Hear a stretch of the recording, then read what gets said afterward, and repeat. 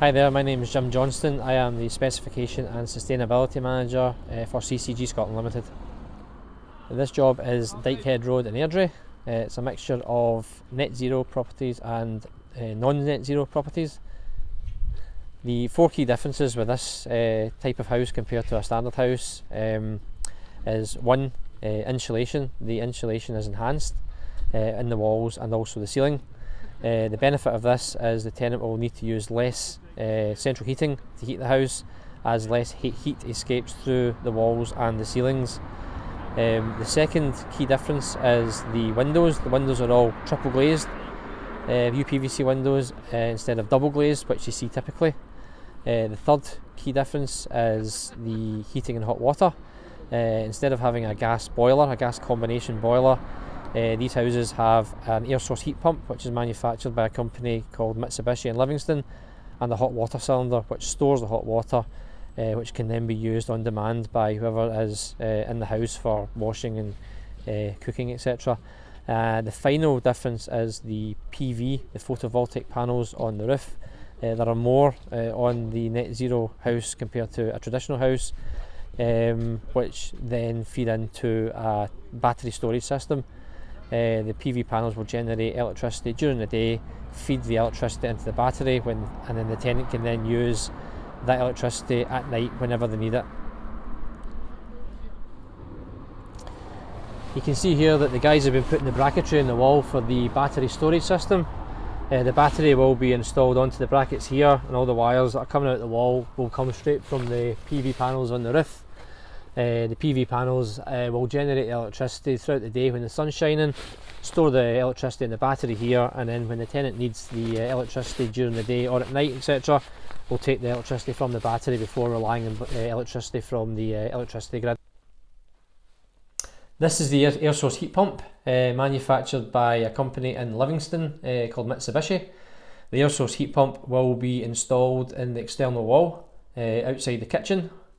The AIRSOURCE heat pump will provide hot water for the hot water cylinder, which is in the cupboard just in the kitchen there, and it also provides hot water for the central heating system. The AIRSOURCE heat pump operates by a fan within the unit there, pulling in air from the environment. It uses the heat from that air, puts that air through a reverse refrigeration process, as Mitsubishi call it, which generates even more heat, and that heat then heats the water for the cylinder and or the central heating.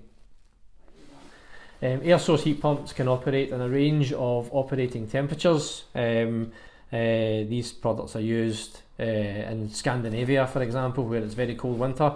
The AIRSOURCE heat pump will operate fine in temperatures that are below freezing. So here we have the hot water cylinder. This will eventually be a cupboard and it'll be hidden. This is the hot water cylinder that will be connected to the AIRSOURCE heat pump, which will be outside the other side of the wall here.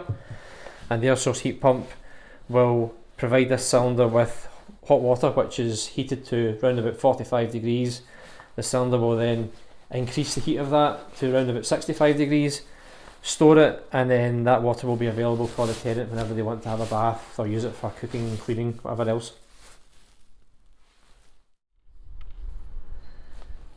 The CCG Net Zero House has been designed with future regulation in mind. So the government have a strategy where they're phasing out the installation of gas boilers in 2024.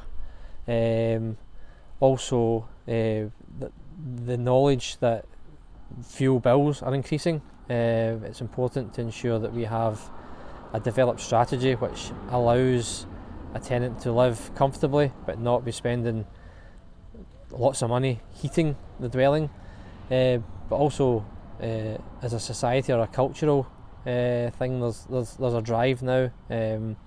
Everybody now is aware of the climate change initiatives and the climate emergency that the government has declared. So all companies are duty bound to be looking at new technologies and new initiatives to drive down the amount of carbon that's generated through heating, hot water and overall construction.